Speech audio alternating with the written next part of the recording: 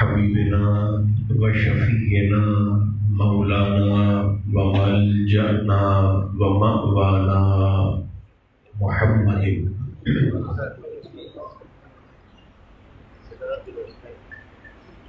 رسول النبی الکریم الامین المکین الحنین الرؤوف الرحیم وعلى آلہ الطیبین الطاہرین وعلى صحبہ اجمعین اما بعد فاعوذ باللہ من الشیطان الرجیم بسم اللہ الرحمن الرحیم ورفعنا لك ذکرک صدق اللہ مولانا العظیم۔ محبت اجازت دے تو سبھی احباب خلوص کے ساتھ درود و سلام پڑھیے۔ الصلاۃ والسلام علیک یا رسول اللہ، الصلاۃ والسلام علیک یا حبیب اللہ، الصلاۃ والسلام علیک یا رحمۃ للعالمین وعلی آلک و اصحابک سیدی یا شفیع المذنبین۔ اللہ تبارک و تعالی جل مجدہ العظیم کی حمد و ثنا حضور نبی محترم رسول محتشم رحمت عالم صلی اللہ علیہ وآلہ وبارک وسلم کی ذات بے کس پناہ پر بے شمار نذرانہ ہائے درود و سلام پیش کرنے کے بعد عزیزان ذی قدر اللہ کریم کا شکر ہے جس نے ہماری گردنوں میں نسبت مصطفیٰ کا کلادہ عطا فرمایا۔ صاحب خانہ ہدیہ تبریک کے مستحق ہیں جنہوں نے اللہ کریم کی عطا کردہ توفیق خاص سے ماہ ربیع النور شریف کی اس رات کو اپنے محبوب کے ذکر سے منسوب کرنے کا شرف حاصل کیا۔ میں دعا گو ہوں رب ذوالجلال اہتمام کرنے والے اور شرکت کرنے والے تمام دوستوں کو اپنے کرم کی وسعت کے مطابق اجر عطا فرمائے۔ اس حاضری کو ہماری خطاؤں کا کفارہ بنا کر ہم سب کا خاتمہ ایمان پر فرمائے۔ ایک معروف آیہ مجیدہ دوران خطبہ تلاوت کی ہے۔ اس آیت کا اعجاز یہ ہے کہ یہ آیت کریمہ وَرَفَعْنَا لَكَ ذِكْرَكَ اہل ایمان کے بچے کو زبانی یاد ہے۔ یعنی اگر کوئی شخص سرکار دو عالم علیہ السلام کی عظمت کو کسی ایک جگہ پر مجتمع دیکھنا چاہے تو اس آیت کریمہ کو دیکھ لے، اور اگر اس کی وضاحت اور صراحت اور تشریح کرتے جائیں تو عظمت محمدیہ بنتی جاتی ہے۔ ذکر مصطفیٰ کی بلندی جبریل سے سوال کیا گیا اور حضور علیہ السلام نے یہ سوال پوچھا۔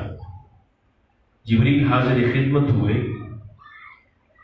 تو میرے اور آپ کے آقا نے فرمایا، جبریل اللہ کریم نے میرے ذکر کو کیسے بلند کیا ہے؟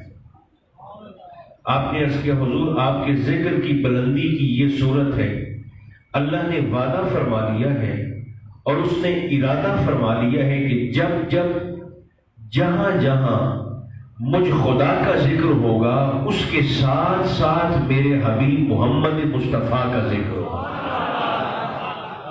جہاں جہاں اللہ کی ربوبیت کا ڈنکا بجے گا وہیں پر مصطفیٰ کریم علیہ السلام کی رحمت کا اور حضور کی فضیلت کا اعلان کیا جائے گا۔ یہ رفعت ذکر مصطفیٰ ہے، ورنہ بہت سی شخصیات ایسی ہیں جنہیں مشاہیر کہا جاتا ہے، ان کے متعلق کچھ مخصوص باتیں ہیں جو کتابوں کے اندر ہمیں ملتی ہیں کہ وہ شخصیت پیدا کہاں پر ہوئی، جیسے علامہ محمد اقبال ہے، جیسے قائد اعظم محمد علی جناح ہے، پیدا کہاں پر ہوئے، ابتدائی تعلیم کہاں سے حاصل کی، لوگوں کے لیے ان کی خدمات کیا ہیں اور ان کا خاندان کیسا، انتقال کہاں پر ہوا، تدفین کہاں پر ہوئی، بس اس کے بعد ان کی سیرت خاموش ہو جاتی۔ میرے اور آپ کے کریم آقا کی سیرت طیبہ کی عظمت کا یہ عالم ہے۔ آپ ذرا تصور کریے، حضور علیہ السلام کا بولنا تو محدثین نے کتابوں کے اندر محفوظ کیا ہی ہے، میرے اور آپ کے کریم آقا کی خاموشی کو بھی صحابہ نے کتابوں کے اندر درج فرمایا، روایت کے ذریعے، انداز کے ذریعے۔ محدثین نے حضور کی حتیٰ کہ بڑی بڑی محبت کا دعویٰ کرنے والی شخصیات ہوں گی کہ ہم فلاں سے پیار کرتے ہیں، ہم فلاں سے محبت کرتے ہیں، مگر ذات رسالت مآب کے ساتھ صحابہ کے پیار کا یہ عالم ہے۔ اصحاب رسول کہتے ہیں ہم نے تو حضور کی داڑھی شریف میں سفید بال بھی گنے ہوئے تھے، 18 بال سفید تھے مصطفیٰ کی داڑھی۔ ہر سال آقا جن مینڈوں کی قربانی کرتے تھے، آپ میں سے جن دوستوں نے اس سال قربانی کی ہے شاید ہی کوئی ہو جسے اپنے ذبیحہ اور جانور کے جسم کا رنگ یاد رہے، مگر حضور علیہ السلام کے صحابہ کہتے ہیں آقا جو قربانی کے جانور ذبیحہ 2 مینڈے ہر سال ذبح کرتے تھے، ایک اپنی طرف سے اور دوسرا امت کی طرف سے۔ صحابہ کہتے ہیں ہم نے تو حضور کے مینڈوں کے رنگ کو بھی یاد رکھا ہوا ہے۔ حضور کے جانوروں کے رنگ صحابہ کو یاد ہے، حضور کے گھوڑوں کے رنگ سرکار کو یاد ہے، سرکار کی سواریوں کی کیفیت حضور کے صحابہ نے درج کی، حتیٰ کہ مصطفیٰ کریم علیہ السلام کا بولنا، آقا علیہ السلام کا۔ بلکہ آپ کو ایک حدیث پاک عرض کرتا ہوں، یہ آیت کریمہ جب نازل ہوئی نا، وما ارسلناک الا رحمتا للعالمین، حبیب ہم نے آپ کو سارے عالمین کے لیے رحمت بنا کر بھیجا ہے۔ حضور آج بھی رحمت ہے۔ یہ مصطفیٰ کی رحمت ہی ہے کہ گناہوں کے باوجود ہمارے چہرے نہیں بگڑتے، ورنہ بھائیو رب آج بھی وہی ہے جو زمانہ موسیٰ میں تھا۔ علی کل شیء قدیر آج بھی ویسا ہے جیسا ہمیشہ سے تھا، ورنہ ہم نے کوئی بڑی نمازیں نہیں پڑھ لی، یہ ہم نے اس کے دین کی خاطر کو بہت بڑے کارنامے سر انجام نہیں دیے کہ گناہوں کے باوجود وہ ایک ایک جرم کرتے تھے، اللہ چہرے بگاڑ دیتا تھا۔ گناہ رات کی تاریکی میں چھپ کے کرتے ہیں، ان کے جاگنے سے پہلے ان کا گناہ ان کے دروازے پر لکھا ہوتا ہے، ساری بستی کو پتہ چل جاتا ہے اس بندے نے رات کون سا گناہ کیا ہے۔ ایک ایک جرم پر قرآن مقدس ہمیں ایک مثال دے کر بات کو واضح کرتا ہے۔ قوم بنی اسرائیل کی ایک طبقے کو حکم ہوا کہ تم نے سینیچر والے دن، ہفتے والے دن تم نے مچھلی کا شکار نہیں کرنا۔ اچھا، اب ذرا ان کا پابندی دیکھیں اور پھر ان کا طرز عمل دیکھیں اور پھر ان سے سلوک ہوتا دیکھیں۔ بس ایک بارڈر بنا دیا کہ تم نے 6 دن شکار کرنا ہے، ہفتے والے دن شکار نہیں کرنا، اور اس کی حکمتیں ہیں امتحان لینے والے ممتحن کی کہ جس دن شکار سے منع کیا گیا، اللہ کی حکمت ہے ہفتے والے دن قدرتی طور پر پابندی لگنے کے بعد دریا میں مچھلی آج زیادہ جاتی تھی، ادھر پابندی لگا دی، ادھر مچھلیاں زیادہ تعداد میں آنے لگ گئی۔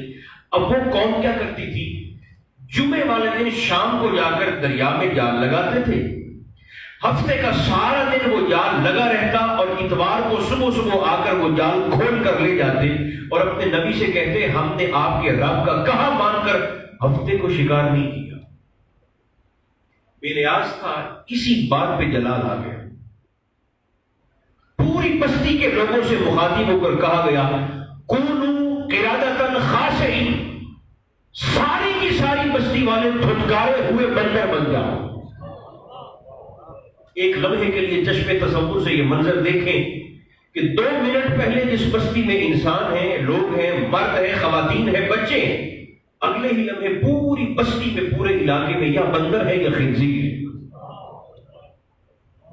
رکھے دل پہ ہاتھ اور مجھے بتائیں، وہ ایک ایک جرم کرتے تھے، اللہ چہرے نہیں حلیے بگاڑ دیتا تھا۔ ہم سارے کر کے بیٹھے ہیں گناہ، شرابی ہمارے اندر ہے، دیکھیں سنی بن جانا آسان ہے، سنی رہنا مشکل ہے۔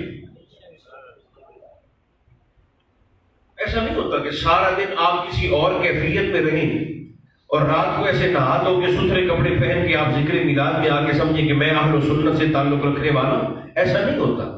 جیسے عید الفطر منانے کی خوشی اس بندے کو ہوتی ہے جس نے ماہ مقدس کے روزے رکھے ہوتے ہیں، بالکل اسی طرح میلاد النبی منانے کا ذوق بھی اسی کو آتا ہے جس کی زندگی میرے محمد کی سیرت کے تحت گزرتی ہے۔ اسے سرکار کی سیرت سے لینا دینا ہی نہیں ہے، سارا دن حلال حرام کیا،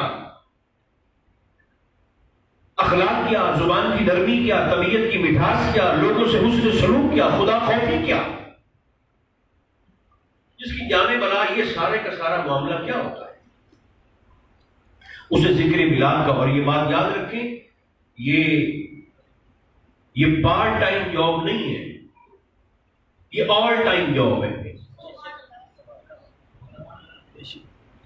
آل ٹائم جاب۔ میرے اور آپ کے نبی ہمارا کردار اپنی تعلیمات کے مطابق دیکھنا چاہتے ہیں۔ ایک لمحے کے لیے ذرا تصور کریں، ہفتے کو شکار نہیں کرنا، انہوں نے جمعے کو جال لگایا، اتوار کو کھولا اور آ کر نبی سے کہا ہم نے ہفتے کو شکار نہیں کیا، رب نے پوری بستی کو بندر بنا دیا۔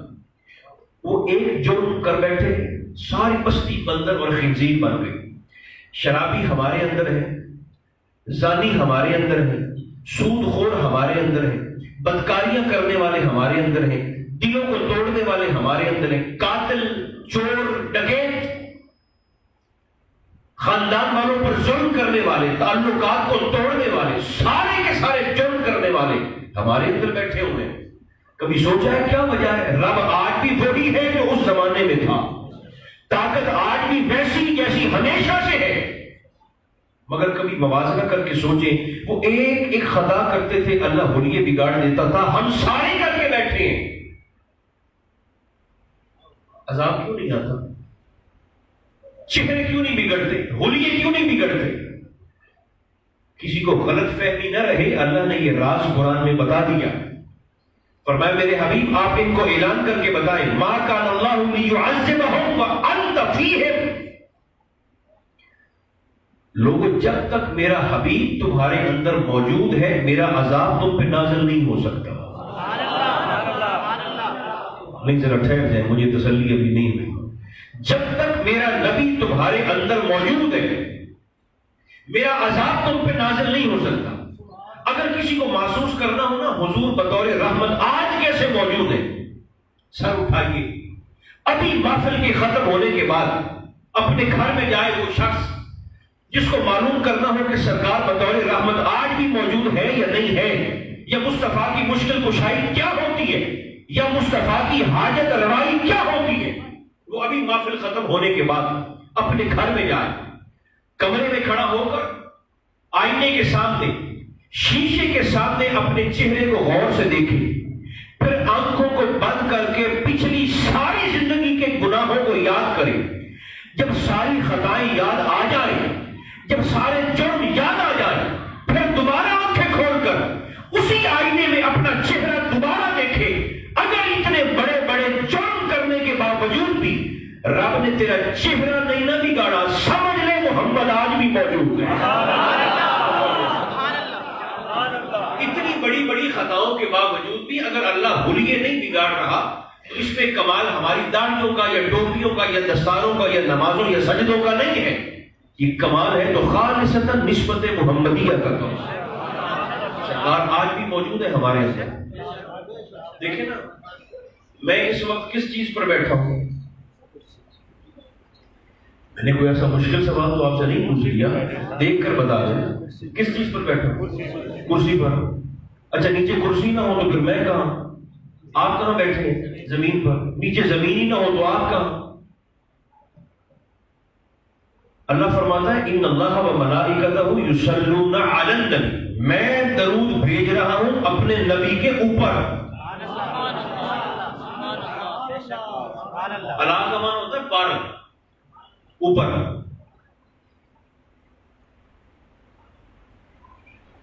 اللہ آج بھی بھیج رہا ہے؟ آپ بولیں تو صحیح ہے۔ اس وقت جب میں اور آپ یہ باتیں کر رہے ہیں، ابھی 9 بجنے والے ہیں، 6-7 منٹ باقی ہیں، بول کر بتائیں اس وقت بھی اللہ کریم اپنے نبی پر اس آیت کے مطابق درود بھیج رہا ہے کہ نہیں بھیج رہا؟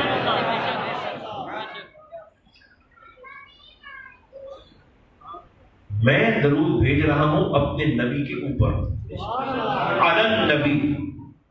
جیسے میں کرسی کے اوپر ہوں، کرسی ہے تو میں اوپر ہوں، آپ زمین پر ہیں، زمین ہے تو آپ اوپر ہیں، بالکل ایسے ہی اللہ درود بھیج رہا ہے اپنے نبی کے اوپر۔ ادھر دیکھیں میری طرف، جنہیں لگتا ہے کہ پتہ نہیں خدا پناہ حضور ہے یا نہیں ہے، وہ ایمانداری سے خانہ خدا میں بیٹھ کر فیصلہ خود کر لیں، اگر نیچے نبی ہی نہیں ہے تو اللہ درود کس پہ بھیج رہا ہے؟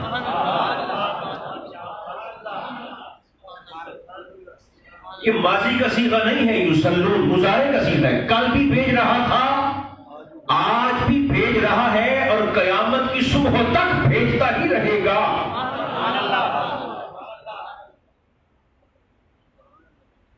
اب کوئی شخص کہے کہ ہمیں تو نظر نہیں آتے، تو میں نے کہا پھر قصور آپ کی آنکھوں کا ہے، حضور تو ہے، سرکار تو ہے، اور نگاہ کرم سے دیکھتے بھی ہیں، ملاحظہ بھی فرماتے ہیں، مشاہدہ بھی فرماتے ہیں، جہاں ممکن ہو اور جہاں ضرورت ہو اللہ کے حکم سے میرا نبی تصرف بھی کرتا ہے۔ جلدی سے ایک بات جو میرے ذہن میں آ رہی ہے، جو میرے عنوان سے متعلق ہے، وہ قبول فرمائیں۔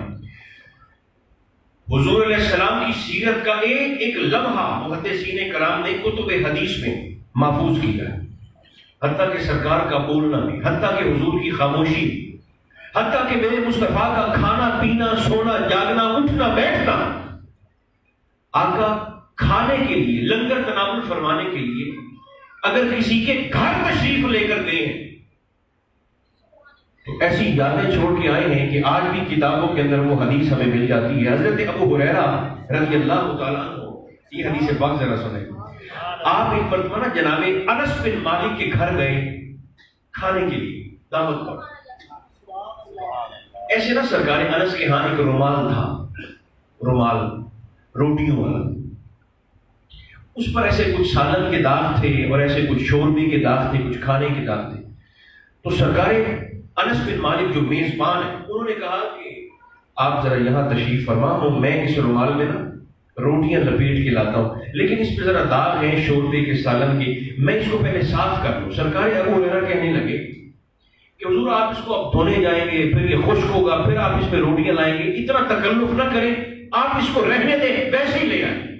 انس بن مالک مسکرائے، آپ نے فرمایا اس رومال کو مجھے دھونے کی ضرورت نہیں پڑتی۔ اچھا تو پھر کیا کرتے ہیں؟ کہنے لگے ابھی دیکھیے میرے ساتھ آئیے۔ جناب انس سرکار ابو ہریرہ کو جلتے ہوئے تنور کے پاس لے گئے، جلتے ہوئے تنور کے پاس، آگ کے شعلے بلند ہو رہے اور آپ نے جا کر نا ایسے کر کے رومال اس جلتے ہوئے تنور میں پھینک دی۔ سرکار ابو ہریرہ حیران ہے، 5000 حدیثوں کے راوی ہیں جنہیں یادداشت میرے مصطفیٰ نے دی ہے۔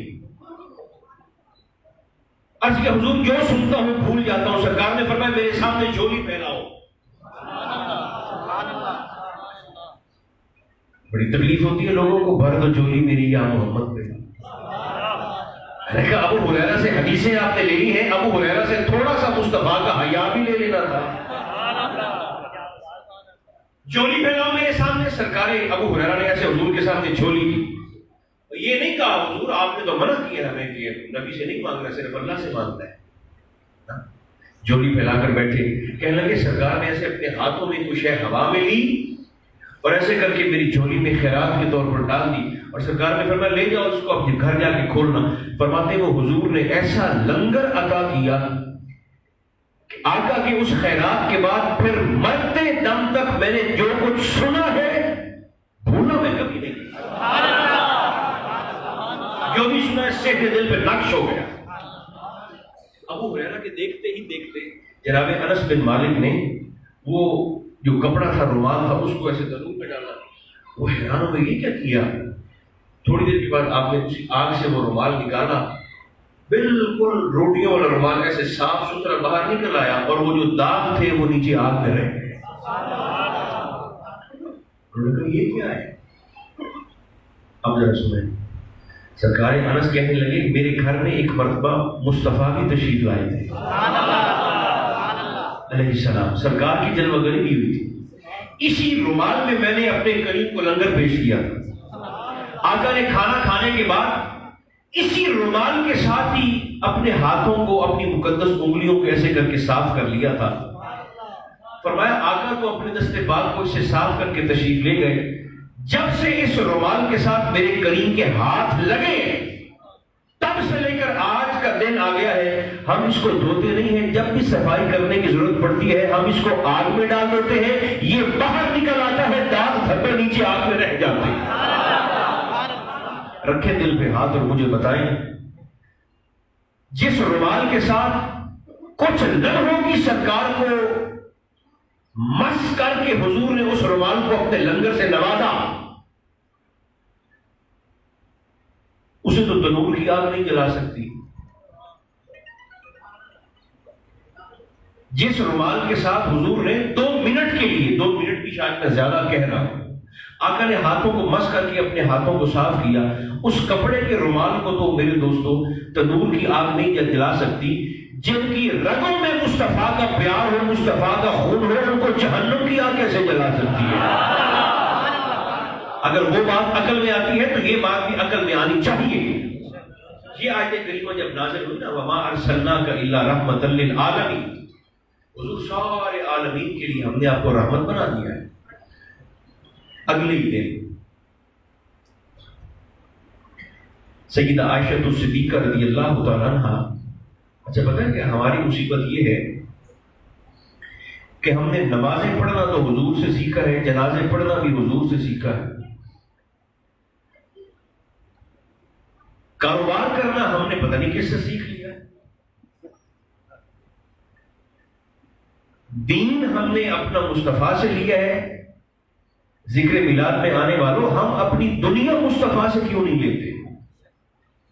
میرے نبی نے کاروبار بھی کیا ہے، سرکار بڑے زبردست تاجر بھی تھے، بزنس مین. حضور علیہ السلام اما جی خدیجہ پاک کا مال لے کر جاتے تھے، بلکہ ایک دن اما جی خدیجہ کی سہیلی ہے، نکاح سے پہلے کی بات کر رہا ہوں، ان کا نام ہے نفیسہ. بولیے کیا نام ہے؟ نفیسہ. زور سے بولیں. نفیسہ اما جی خدیجہ پاک کی سہیلی ہے اور نام ہے جناب نفیسہ. ابھی نکاح نہیں ہوا. یہ آسیہ ملعونہ اور سلمان رشدی جیسے بے ایمان جو کہتے ہیں کہ تمہارے نبی نے مال کی خاطر خدیجہ سے نکاح کیا تھا، مال کی خاطر. حضور شام سے واپس آئے تجارت کا سامان لے کر، تو بی بی نفیسہ سہیلی ہے، اما جی خدیجہ سے کہنے لگی خدیجہ آپ نکاح کیوں نہیں کر لیتی؟ تو خدیجہ پاک نے جواب دیا میں کس سے نکاح کروں؟ مختصر ترین ڈائلاگ ہے، مکالمہ دونوں بیویوں کا. کس سے نکاح کروں؟ کیا حسن ہے مجھے نہیں پتا، کتنی خوبصورتی ہے بی بی نفیسہ کے اس فرمان کے اندر. کہنے لگی آپ طاہرہ ہیں تو کسی طاہر سے نکاح کر لیں.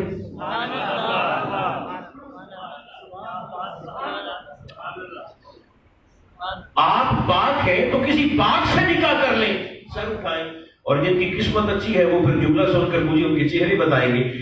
بی بی نفیسہ نے کہا آپ خود طاہرہ ہیں، پاکیزہ ہیں، طیبہ ہیں، تو کسی طاہر سے نکاح کر لیں. فوراً اما جی خدیجہ پاک نے ارشاد فرمایا تمہارا اشارہ کہیں ابو طالب کے بھتیجے محمد کی طرف تو نہیں ہے؟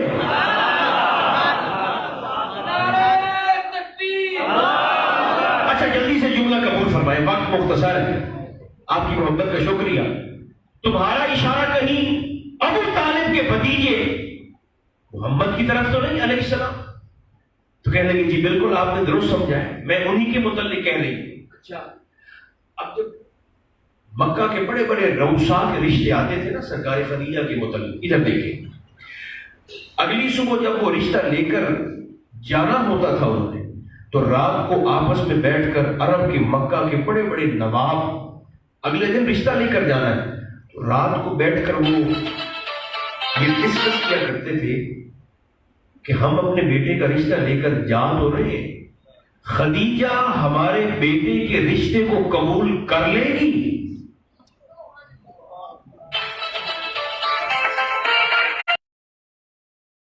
کی فضیلت میں اور دوسرا کوئی نہیں پڑھ سکتا. دیگر بڑے بڑے روسا رشتہ لے جانے سے ایک رات پہلے مشورہ کرتے تھے ہمارے بیٹے کا رشتہ خدیجہ قبول کر لے گی. مگر جب بی بی نفیسہ نے کہا نا کہ آپ طاہرہ ہیں کسی طاہر سے نکاح کریں، تو اما جی خدیجہ نے کہا آپ کا اشارہ کہیں محمد ابن عبداللہ کی طرف تو نہیں؟ تو نفیسہ نے کہا آپ بالکل ٹھیک سمجھی ہیں. اب جملہ سنیے میرے نبی کی عظمت میں جو خدیجہ نے کہا ہے سلام اللہ علیہا. دیگر لوگ کہتے تھے خدیجہ ہمارے بیٹے کو قبول کر لے گی. اما جی خدیجہ کہنے لگی جس کے متعلق تم مجھے رشتے کی بابت کہہ رہی ہو، تمہیں کیا لگتا ہے محمد مجھے قبول کر لیں گے؟ تو کہنے لگی میں جا کے بات کرتی ہوں، دیکھ لیتے. نفیسہ پیغام نکاح لے کر گئی ہے. سر اٹھائیں.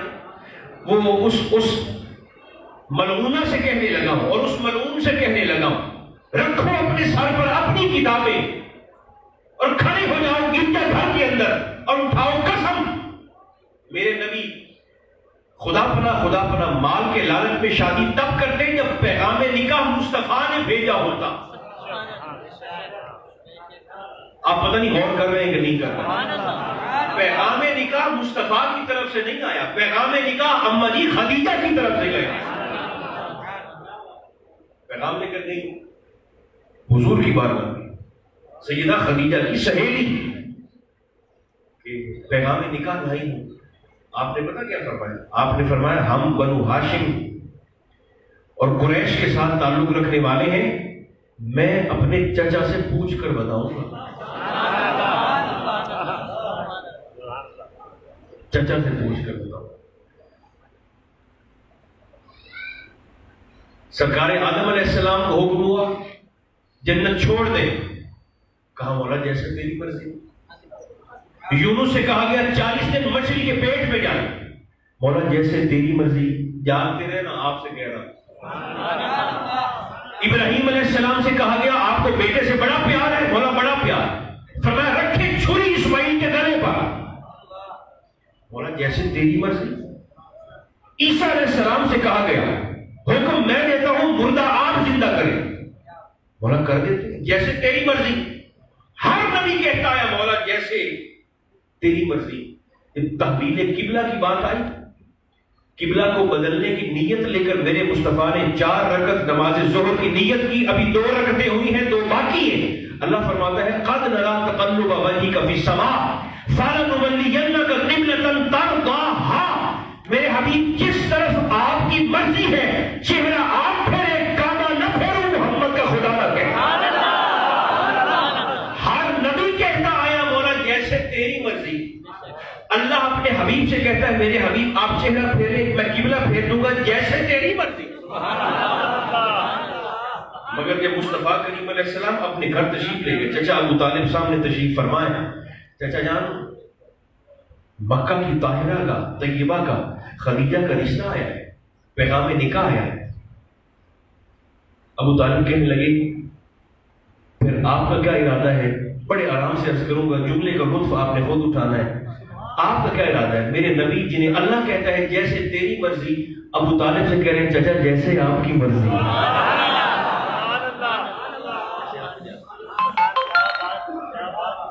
یہ عرب کے نوابوں کا گھر ہے،